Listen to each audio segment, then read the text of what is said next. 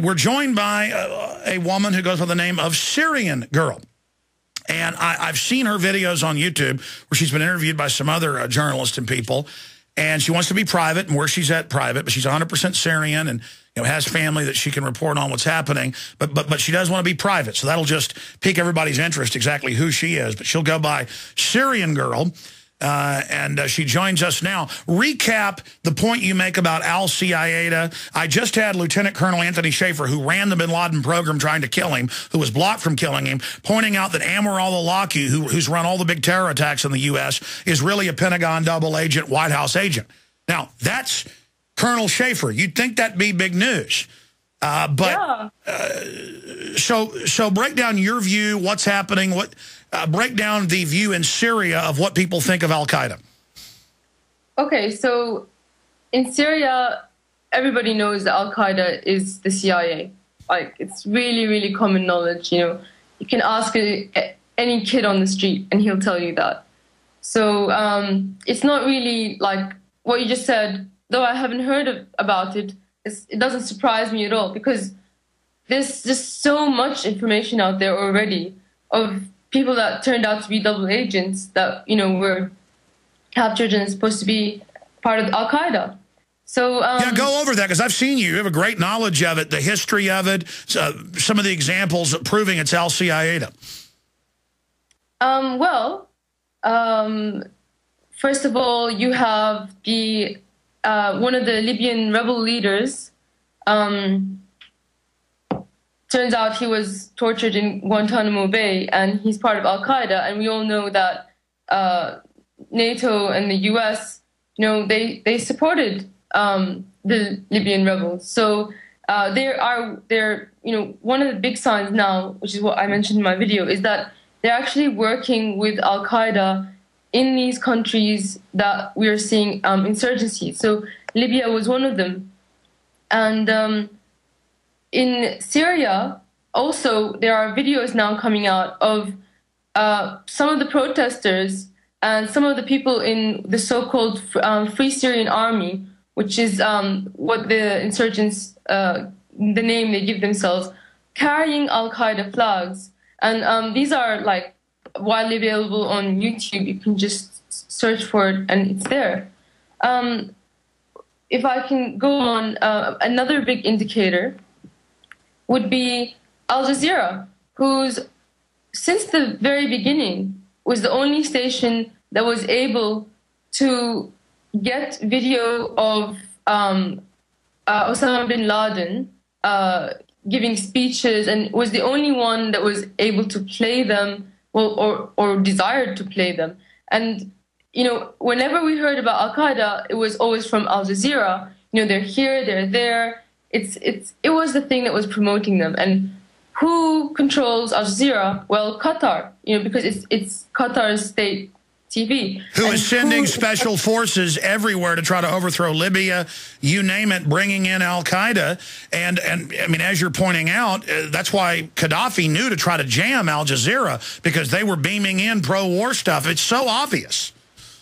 Yeah, it's very obvious. And it was obvious from the very, very beginning, like 8 years ago, or maybe it was more than 8 years ago, when Al Jazeera even started. You could tell by the way they reported things. Well, the word is it's total British intelligence, the whole thing. Yeah, pretty much. Either U.S. or British. Israeli. It doesn't really matter, because they're all one entity working, together. Israel and the country Qatar, they're allies. They're allies with the U.S. They control each other. So it's like one big monster. That's right. Continuing with al-Qaeda examples from the Syrian perspective. It's when you're on the spot, it's difficult to think of them. There's just so many. I'd like to. This is maybe not an al-Qaeda example, but it's a very important example of false flag operations. I'm not sure if anybody remembers, but in Iraq, in Basra, 2 British soldiers, like special forces soldiers, were captured dressed up as Arabs, shooting at Iraqi police which was by then under the control of the occupation. And they were dressed in black to mimic sort of like the Mehdi army. And their car was filled with explosives. And this was all over the news. And the British army were, the British leadership were so panicked about it that they sent the army in to destroy and level the entire police station. This is a police station that was allied with them to get these men out. And they did. But you can imagine what they knew and what they were doing, dressed up as Arabs, attacking their supposed allies. So, well, you're right. In fact, while you're talking, I just typed British soldiers captured in Basra, and it's Global Research, London Independent, BBC, and it's them with their fake Wahhabist beards running around reportedly shooting at soldiers as a pretext to get Shiites and Sunnis killing each other. And that's the goal, as Colonel Schaefer said last hour, is to get a Sunni-Shiite war going. Here it is. SAS defied MOD to rescue 2 of its men held hostage in Iraq. And here's the image of them with their fake beards and all the rest of it captured. And then there's the flaming tank image of the tanks attacking the police station, which was holding the men that had been captured. And there's the photos, the video that they took on some of these sites. It's the images of them with the fake beards. We'll find it and show it to people. But yes, that was a great example. And I even had former top CIA analyst Ray McGovern on, Syrian Girl, at the time. And he pointed out examples where it was confirmed that the Golden Mosque was blown up by Western forces to get the people killing each other. Can you break down that Sunni-Shiite rivalry that the West likes to manipulate? Sure thing. It's just, divide and conquer. It's just like the old war game, applied to Shias and Sunnis. I mean, you can apply the same thing to Catholics and Protestants. So at the moment, Iran and Lebanon has a Shia-like population, and they form an alliance with Syria, and they have Hezbollah, which is directly opposing Israel. So on the one hand, they are enemies of the Shia, and then you have the Palestinians who are Sunni, who are also fighting Israel. So on the other hand, they're against the Israelis are against the Sunnis as well. So in Iraq, the Americans allied themselves with a lot of the Shia, although there were a lot of Sunni collaborators as well. That should be noted. But they wanted to get the Shia in power over the Sunnis because it was beneficial for them. It was a way in. And they got muscled out by the Iranians, but that's another story. But around the Middle East, it is mostly the Sunni majority countries, which are in the Gulf Arab region and in North Africa, not the Levant region where we're from, but mostly they are allied with them. So, hold on just a moment. Your Skype from on the other side of the planet is breaking up. We're going to wait while that gets a little bit better, or perhaps reconnect with you. Let's see if your Skype came back now. Please repeat what you were saying. Oh, I was saying that the Al-Qaeda, it's purported to be a Sunni organization, but not exactly Sunni. It's something worse, like more extreme, called Salafi, and or Wahhabi is another extreme sect that they're very similar. So in the same time, the majority Sunni theocratic countries like Saudi Arabia and Qatar and the Gulf Arab states are actually allies with the U.S. So it's a really complicated mess. But when whatever country, the U.S. doesn't care which side it plays, whether it plays Shias and gives them power against Sunnis or gives Sunnis power against Shia. At the end of the day, they want to divide everybody and get everybody fighting. And I think sometimes they're succeeding, but not in all cases. By the way, I did find the BBC article, Iraq probe into soldier incident, and it's got them with the guns, hand grenades, fake wigs, out reportedly attacking Basra police. And there was other cases of U.S. forces being attacked by guys dressed up in bin Laden outfits. This is full-spectrum dominance. You've got to manufacture the war so people really believe al-Qaeda exists. And if you got to dress up special forces to get the job done and attack the Shiites to get them killing Sunnis, well, by golly, you do it. And just incredible. And then the Iraqis were holding them. This is our supposed allies saying, look, they were attacking. We're going to have a trial. So they just had the British troops attack the base, kill a bunch of Iraqi troops that were trained by the British to get them out of there. Girl joins us. Syrian girl, what is the feeling of people in Syria? I mean, are they... I mean, this is an invasion. This is proxy armies, Arab fighters, the ones that were in Libya being brought in to invade your country. This is part of the proxy wars. They admit that they've got military paid off, defecting over to try to overthrow the country. And then I guess bring these purges in. They're saying they're going to kill minority groups of Muslims that are part of smaller sects. They're also saying they're going to force the Christians out of Syria. How do you think the West is going to be able to sell this to the public when they do what they've done in your country, the same thing they've done in Libya? Our people are not going to buy it because our people have a very long memory and we remember what happened and we won't forget what they're doing now. So, you know, I don't need to tell you that they're not buying it because you can see it yourself. You know, it's been 12 months now. There haven't been any mass, you know, rallies. There haven't been any support for this foreign, armed, funded, and even oftentimes the men themselves are foreign. There's just no support for it. So, you know, this has nothing to do with whether or not they agree with the government or not. People who oppose the government know what's going on. So I don't see them selling it to Syrians at all. For me, I can't see them having any way forward unless they attack, unless they do as they're saying, which is to get NATO and have a no-fly zone or an invasion. And how are they going to do that when Russia's not going to let them? I don't see a way forward for them. Continue. Okay. In terms of Syrians and how we feel, we're both afraid and excited. I know that once the war starts, I know where I'm going to be.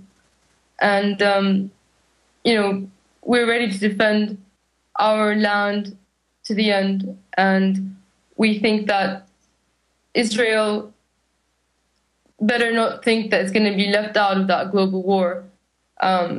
It's, you know, it's going to be directly in the line of fire. If Syria is going, then so are they.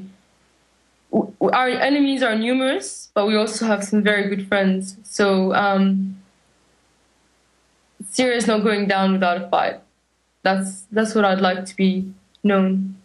What about the Russian fleet that's docked there at your port? What about the fact that Russia says, well, they vetoed the UN attack, and so now they're saying, well, we'll go ahead, and now the UN's saying they'll go ahead and get behind it and not even follow the rules. I mean, this is crazy, a major escalation. You mean NATO, yeah? Yes. I think that for Russia, Syria is a red line. And that's because they're based in Tartus. Their naval base is one of their last positions in the Middle East. And their last defense against Europe and Turkey's missile defense treaty. So for Russia, it's very important to maintain their relationship with Syria and not have Syria be taken over, yet, you know, be another one to fall to the US and NATO sphere of influence. So if Russia's not going to back down and if they're going to disobey the rules, the only foreseeable conclusion to that would be World War III. I certainly don't doubt that they're prepared for it and that they will do it. You know, whether nuclear bombs are involved, I don't know. That might. Well, remember, it was an Israeli prime minister that tried to make a deal with Syria, a peace treaty, and he got murdered. And there's a lot of interests that don't want peace, but undoubtedly, you can say what you want about Assad, the West is sending in al-Qaeda and others to overthrow the country and calling them protesters when they are the ones starting it and shooting people. And the West isn't doing this to try to bring more freedom to Syria. They want to destabilize it. What percentage of the Syrians, would you say on average, are supporting the government now? I saw some numbers that even though, well, okay, well, let's do a few more minutes after the break, then we'll get to some excerpts of my speech in Dallas, because this is so important. And so I want to ask you that question, Syrian girl, after the break. I know you're private and are just doing this because you don't want your country to be attacked. It's already being attacked by proxies. You don't want to say who you are or how folks can contact you, but think about that if you want to give out any contact info or email to people that might want to talk to you when we come back on the other side. Thank you for joining us. We're doing 4 or 5 more minutes with Syrian girl. Obviously want to have her back up in the near future. She's very informed, very articulate. And we're also going to try to get some other guests on, journalists who've been going to Syria, just like we did with what happened in Libya. Tarpley went over to Syria a while back. We're going to get him back on about that. But undoubtedly, this is a proxy war. And what is your view of Assad? I mean, again, how popular is he really? And what do you expect to happen if the proxy war continues, if the love bomb bombardment, the trendy, illegal peace bombing begins by NATO, I mean, now saying they can't even get the UN resolution, so just go ahead. I mean, first Obama said I'll attack Libya with a UN resolution, not Congress. Now they can't even get the UN. I mean, this is so lawless. This is preemptive war through proxies. Imagine a foreign country coming and stirring up groups to attack us over the border and then calling them freedom fighters and then calling it protest when people are militarily attacking. Well, first of all, I want to say the road to hell is paved in good intentions. And the most annoying people are the ones that think that they're helping us out by, supporting these insurgents that are bombing, forcing people from their homes. As far as my opinion on the government, I will get to it. But more importantly, I want to discuss, Syria as a whole. Okay, we got 5 minutes left. I'm giving you the floor then. Syria as a whole, and then Assad. Any other points you want to make? Because this is, riveting information. Okay, thank you. Syria as a whole. How can I tell you statistics, percentages? I can't. I can only tell you that the vast majority of the country, in spite of how they feel about the government, do not want this NATO-led insurgency to take over, because not only are they going to be puppets of the West, not only are they going to destroy the country in the process of doing so, they're also not democratic.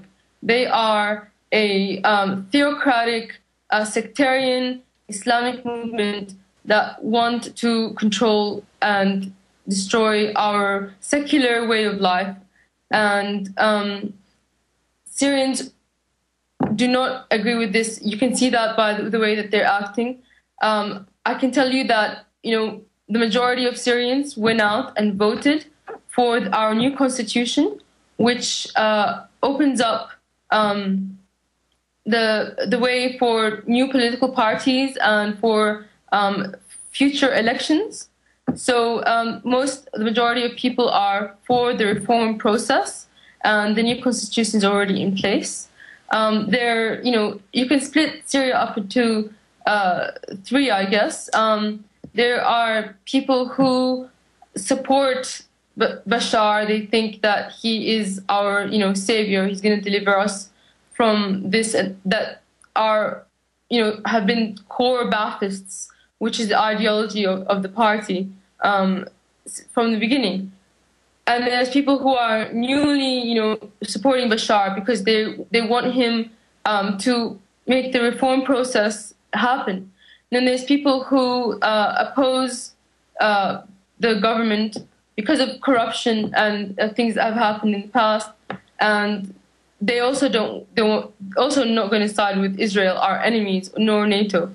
And then, okay, this is 4, not 3, so maybe I can't count. But finally, there's a minority of people who have been sold the lie, just like the Iraqi collaborators were sold the lie that the U.S. is this liberator, you know, it's fantastic, they're so humanitarian, they're going to come and save everybody.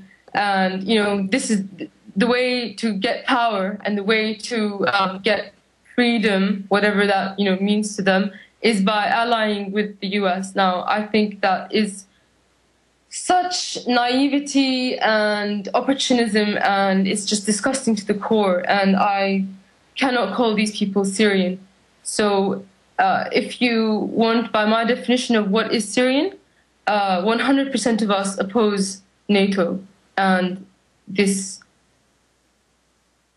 attack against our country.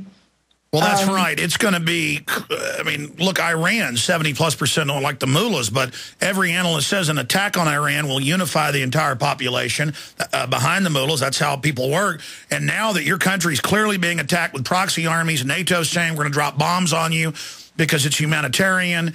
You know, when we give weapons to people, blowing up buildings, they're peaceful protesters. When the government fights it, they're evil. Al-Qaeda's good, Syria's bad. I mean, all of this is so ridiculous that it's going to unify Syria. I mean, I don't need to be Syrian to know that. I just wanted to say, in answer to your question earlier about how people might contact me, I have a Twitter. The name is Partisan Girl.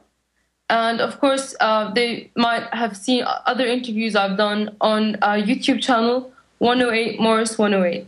Okay. And again, give us the Twitter. It's twitter.com/ Partisan Girl, no spaces. Partisan Girl. That's awesome. And we'll send a link up to my Twitter, the Real Alex Jones, twitter.com/ Real Alex Jones. So that's good for people to be able to contact you there. And hopefully things don't continue to unfold in Syria in a bad, but it looks like that is going to happen. So I'd like to be able to have you pop in and give your perspective as this unfolds. Anytime. All right. Anything else you'd like to add in about 60 seconds? About Bashar yes. Assad, yes. His father, you know, he might have been, whatever you might want to call what happened, you know, people have different opinions, but Bashar from the beginning has been more of a reformer. However, there's an old guard in Syria that have prevented him from undertaking much of the reforms that he wanted to make. But at least now, with the support of the people, hopefully the reform process is going to happen. What is your personal... so you see overall he's been a reformer trying to change an old system, and certainly, you know, it's not going to get better. Look at Egypt. It's gotten 10 times worse, and they've got women having to wear the headdresses and everything now since it was liberated, and it's just incredible. All right, well, Syrian Girl, thank you for having the courage to speak out. We appreciate you joining us. Thank you very much. Take care.